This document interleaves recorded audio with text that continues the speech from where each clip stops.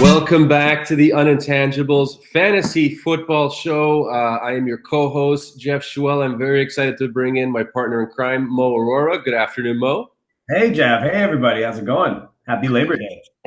Happy Labor Day. Both sides of the border are relaxing today. Hopefully everybody who can has a chance to relax dinner, you know? And I'm sure a lot of fantasy drafts are still in the works. I know we're going to get into a couple things right now.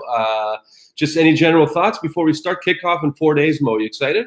You know what? I am. I can't wait. I can't wait to be done with preseason stuff, with auctions and drafting and all that. I just want to be thinking about who, setting my lineup for week one, having my team and setting my lineup. This is when the madness begins, and this is when the episodes probably get a little spicier because now we're going to be leaning on each other for advice. Yeah. We'll be reaching out for advice too. If anyone wants to give us their advice, I'd love to take it. So we're going to start today talking about my first FFPC draft tonight, which is the Fantasy Football Players Championship. It's where a lot of the big dogs go. It's a lot of the sharks, the so-called maybe a lot of unintangible players. A lot of people who think they're experts and really are very passionate about fantasy football. And I am going to get Mo to help me strategize because things have changed. I'm still picking third, Mo, which is great, out of a 12-team league. What I didn't realize, I may have told you it was half-point PPR scoring. It's 1 point PPR scoring. Oh. Which changes, for me, it changes kind of everything. Changes the three. Yeah, I feel like all of a sudden Le'Veon Bell is now you're hoping he falls or something, right? But yeah, so as of this recording, Le'Veon hasn't reported, which I consider that as a buying opportunity for me because I don't think he's going to sit on any games. Mo, what's your thought on Le'Veon here?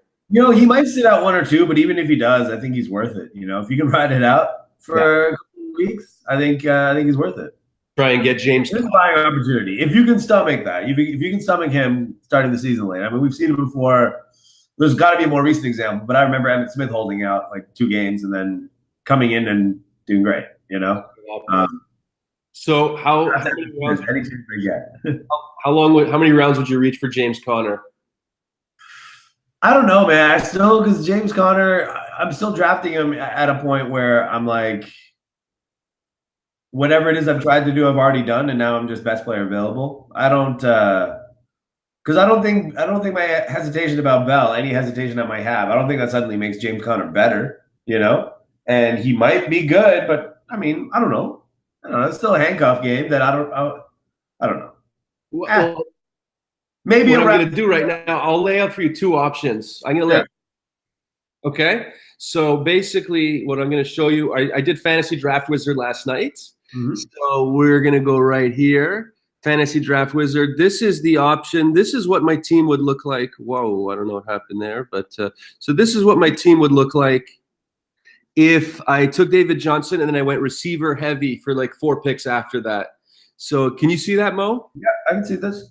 Starting lineup on the right side, David Johnson. But then you see my receivers are pretty strong here. Diggs, Hogan, Gordon in the flexes. It's 2 flexes. Okay. So, everybody gets to play. Yeah, Mike Evans. Look, I mean, I have 4 great receivers right there. Yeah. And so, and if you look at my bench on the left side, these are the kind of the running backs I'll be drafting the pair with DJ. I mean, first question to you is these 2 extra flexes, do you think they should be receivers in a PPR? I don't know about should. I think they're more likely to be throughout the course of the season. Okay. I just think there will be a lot of wide receivers that you can play in those spots and fewer running backs that you can. So I guess I want to know what you think is sexier. Okay. So you see the starting lineup on the right side. You see the bench on the left side. That's kind of like the running backs I'm going to get if I sacrifice those first few spots. That's not bad. In a vacuum, it's not bad. I'd like to have another team to compare it to, though. Yeah. Okay, so this is team. Gurley fell to me, which he's not, but that's my stud RB. I go running back heavy, so I get Mixon, and in my flex spot I have Jordan Howard. So this is if I would start with 3 RBs, 3 running backs. So then you see Josh Gordon would be my wide receiver 1, which is a little sketchy right now. Corey Davis. Then I have Sammy in the flex. And then look at the receivers on the left side here. Yeah, those are all guys that can climb their way into your lineup. They can. I like this team a lot better than the first one. Oh, and so okay, so tell me why. This is what I want to know. Well, because I mean, frankly, the second team is kind of what I've been touting all preseason, which was go get your running backs because there's going to be plenty of wide receivers available later, and some of them are going to play their way into your lineup, and you'll have far few. The running backs, there are a couple of running backs that come out of nowhere, but that's because they inherit jobs or whatever. Maybe the rare Alvin Kamara, but by and large, there's going to be a lot of wide receiver 2s available. So I feel like that's what you did there. You went and got as many wide receiver 1s. Oh, sorry, you went and got as many potential running back 1s as you could, and then you collected a bunch of potential wide receiver 2s, and I think that's a good way to go. Okay, so basically, you see my 2 potential benches there on the left and the center. So you prefer me to have all these wide receivers on in the bench than these running backs. Yeah, because you know what I mean. Yeah, your bench running backs are a little bit better, but I'd rather. I mean, frankly, I'd rather have those guys on my bench if I could. You know what I mean? I'd rather just go running back heavy again at the end of my bench if I can. But I don't know. Now you're making me second guess. But now you're making me wonder how important is my bench running back compared to like my starting lineup overall, right? Yeah, it's really tough. I'm going to show you quickly right here before we start talking about your situation. We're in 7 minutes in. Time goes fast when we're enjoying fantasy teams here.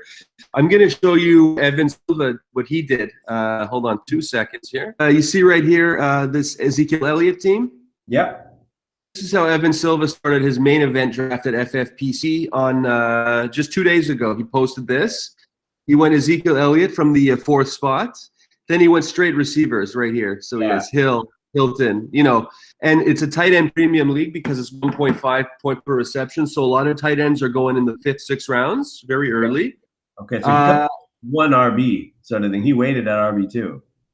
And I like Marshawn as my RB2. I really do like that. So he got lucky, and he kind of, I respect Evan Silva a lot, I guess. He's very, he's informed with his data. He has great, great stats, and I like the way he goes. Mm-hmm. I was looking at some other teams, and I like his team better than the team on the left and the team on the right, personally. I kind of like the 5 spot Day Drinkers. I think I like that better than the 4. The 3, the Rooster on the left, I don't like as well, but at all. I have 5, then 4, then 3 in order of preference. The way I see it. So you like the 5 on the Evan Silva team? Sorry, you like that team better than the Evan Silva team on the right? A little bit. Oh, they're good teams. They're both good teams, but I think I like Kamara and Joe Mixon at running back. I feel like there's a lot of catches, potential for a lot of potential for catches there. Adams, Allen Robinson, that's fine. They're good, I think you have a good tight end. That's a good team. Okay, so we'll look at 2 more teams here, and then we'll move to you. So you see David Johnson. We looked at the Bell team. So do you like DJ Diggs? He gets 1 nice of each. Then he goes RB. I don't like the Jimmy Graham pick. I'm sure you probably agree with me. Well, is there a touchdown premium for tight ends, or is it just catches? No, just catches. But I'm going to be targeting as much. If you got 9 points for a touchdown, then maybe. Yeah. But look, you can get Ajayi, you can get Marshawn Lynch, you can get some of these guys later on. That's not a bad team. That's not bad. I like that team. So basically, would you tell me go of the first 3 rounds, get 2 RBs? Not necessarily first round. Not necessarily. It depends on. But I can live with Kenyon Drake as my second RB. I can live with Joe Mixon as my second RB. Okay. So if I told you, final question, that of the 2 flexes, one of them was a tight end. So if I drafted, for example, Delaney Walker and Greg Olsen early, are you opposed to that strategy, having a tight end in the flex? No, I don't think so. That's not bad. That's not bad because the kind of wide receivers that I'm saying that you can just sort of find and plug in, it's about that kind of about that level of production. But just hoarding an extra tight end always helps, So. I'm going in tonight. I'm drafting third, first FFPC. I guess I'll try and let the draft come to me as much as possible, but I have to be wary of those are the two. If I go running back heavy and if I go receiver heavy. So Yeah. All right. So Mo, well let's get over to you here. Let's see what you want to talk about.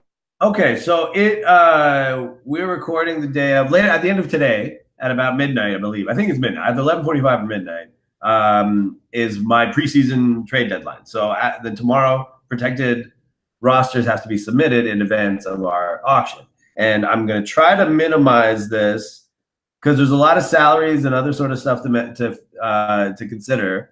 So I'm going to try to make it easy. But as it stands now, my team is built around a core of I have Deshaun Watson at quarterback. I have Derrick Henry and Tevin Coleman, and guys like that at running back. I'm in the market for a running back one. Here, okay, let's put it this way. I'm in the market for a running back one or a wide receiver and a wide receiver one.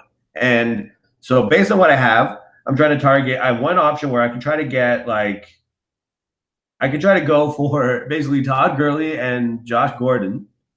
And then I would have Todd Gurley and Derrick Henry at running back. I would have Josh Gordon and Stephon Diggs at wide receiver to go along with Deshaun Watson at quarterback, Evan Engram at tight end. Or I could try to pursue with another team to try to get Dalvin Cook and DeAndre Hopkins. Okay. And then that would probably cost me Tevin Coleman. Don't worry about him. But so then I would have Cook and Henry, but then I'd have Hopkins and Diggs at wide receiver. Or there's another scenario in which I could get Devontae Freeman, and I have Tevin Coleman behind him. I keep Tevin Coleman in this scenario. And then I don't know who I get a wide receiver, but I have as much money. I have money to go out and get one. And then I have Freeman and Derrick Henry as my running back 1 and 2, Stephon Diggs, and somebody better than Stephon Diggs as wide receiver 1. Okay. You want me to go through that again? Try to say that again? That first option sounded like a good option to me. So here are the kickers, though, just to make sure. So with Gurley and Gordon, that would mean that my bench should probably I wouldn't be saving myself that much money for my bench, which is not that important, but just something to keep in mind. And if I could swing the Cook and Hopkins deal, I'd have a little bit more money to spend in the back half of my option as well. And then if I were to get Devontae Freeman, I wouldn't already have a wide receiver 1 in place. I'd have to go out and get one at the auction, whoever might be available. But I'd be happy with it, let's say. But I would also have more money to sprinkle around the rest of my lineup. Okay, so quick question. Does your auction budget spill over into your fab? No. Our auction budget is just for the auction. Just for the auction, basically. So throughout the season, I can go over the salary cap. But then next year, I'll have to cut down for the auction again. Well, so. I still like option 1 because Dalvin Cook is still a little bit of a question mark. I mean, we know how he's great and everything, but Latavius is there. Yeah. Hopkins is definitely due for some regression. Yeah. %. And you're getting 2 amazing running backs who are definitely both top 10, top 6 guys. I mean, geez. I would do that, man. I would do that and then play with whatever you have left for your bench, and one of those bench guys might even pop. Fair enough. No, so let me ask you this, though. So what do you think of Tevin Coleman if he's at, let's say, market value in my auction? Is he much of a piece? Would you want to trade for him? Do you like him very much? I like having Tevin Coleman because I don't know if Freeman's going to hold up, man. I don't know. Plus, if he's in if he's in your keeper dynasty league, he have value next year. He could be, people are saying in podcasts he's the new Jerick McKinnon, right? So, my pick for Tevin Coleman has been that right now he's at a price that it's a lot of money for a backup running back. But let's say it's the same amount of money that it would cost you to get Nick Chubb. It's actually a question right there. Who would you rather draft in a big league like mine? Who would you rather draft as your third running back, Tevin Coleman or Nick Chubb? Chubb? Yeah, for sure. His career prospects are probably better. Okay, fair enough. Okay, so my pitch, though, so that explains it because the market for Coleman's been a bit lukewarm. But my pitch has been, right now, he's priced at what he is now as a backup, but he's been an RB2 in his own right for the last 2 years. Only one of those years was he in a historically good offense, right? And then, he's behind a guy who's really good, but is also small and concussion prone.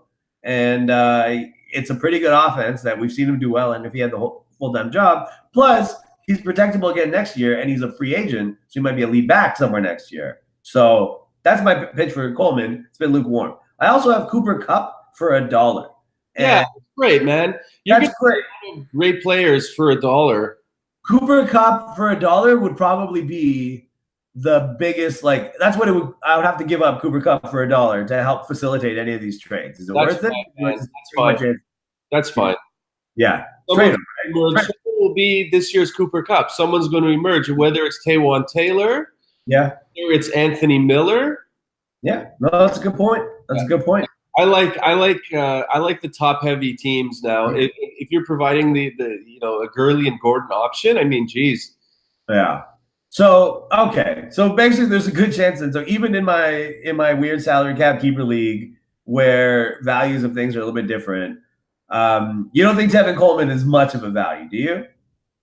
No, I would not to hold on and to get in the way of facilitating your roster. Right. So then that means there's a good chance that I could, for the third year in a row, I got him in his rookie year, and I threw him back in the next year, and I got him back for less, and then I threw him back in again last year and got him back for less. So I might end up doing that again for the fourth time. Well, whatever. Yeah. I guess you're predictable to the league. So, see, the only thing that's a kicker, the only thing that bugs me about it is so I have Coleman. My brother actually is the guy who has Devontae Freeman. And so I was trying to acquire him. My brother's being a little bit difficult about it. But he doesn't want Coleman, which is fine. Maybe he's just posturing. And the only thing stopping me from throwing Coleman back in and maybe trying to get him back for less is I don't want to make him available for my brother when I wanted my brother to trade something for him. Well, now we're getting to the family ethics and fantasy. Now we're getting to spite and pettiness, right? But I mean, okay, so I still have 8 hours almost, or a little bit more than that. So I might try to pursue the Gurley Gordon option, and then this Cook Hopkins option. And if not, I'll stand pat and I'll have a lot of money to spend and already a good lineup. So I'm a little low on Hopkins this year personally, man. I think he's a great receiver, but Mike Evans had that one huge year and then he came back to earth. I mean, I don't know if Hopkins is in that Antonio Brown, Beckham, Julio cut. Interesting. Okay, I disagree. I like Hopkins because he's had one off year that was off because his team sucked. All right, but he's also had a couple of great years, even though his team sucked. Yeah. And then last year he had half a great year, even though his team sucked, and half an otherworldly year on a good team. Oh yeah, he's proven himself to me, right? But I get it. He might be. His value might be a little bit runaway, but I don't know. I think Gurley and Gordon, if you have that chance, I would do that. I mean, you've already made trades this year in your league to get yourself at least one RB stud. Yeah, well, the thing that I did was I managed to get – so the trade that I made is I had Devontae Adams and Stephon Diggs, and I was I'm doing pretty well at wide receiver. And what I did instead was I traded him – to get, because I was in need. I knew going into the auction, I would need 2 running backs. And in our league, the way people spend money, it's very running back heavy. There's no way that I could have gotten 2 running backs and liked both of them. Yeah. So I traded Devontae Adams to get Derrick Henry, and sort of like a cost-controlled, steady. I don't have high expectations, but hey, maybe. But I also don't have any fears with him. Kind of RB2, and along with some other little pieces to sort of to even it out. But I figure I think I did well for myself there because it made Coleman a little bit. He's a better version of Coleman at the very least, as far as a prospect to have. Made Coleman either expendable or somebody just fat I can trim from my protected roster. Also, I also have the benefit now of Mike Gillislee just signed with the New Orleans Saints, and I have him on my roster for $1, and he was a bust for me all last year, but I never actually got around to dropping him. And now he's suddenly relevant, and I normally would spend $1 on a running back, and now I can just keep him, and that's my $1 running back that I have. So, there you go. You got lucky right there. That's your big break. But if you're in a 16-team league and you get Gurley, that's a huge advantage you're going to have over pretty much every other team. Yeah, I'm going to try. I'm going to try for it. I got to see. I got a little bit of time left So Well, see. we got almost no time left for the I'd Okay. like to raise something, but I think that was pretty good, man. We covered it 21 minutes.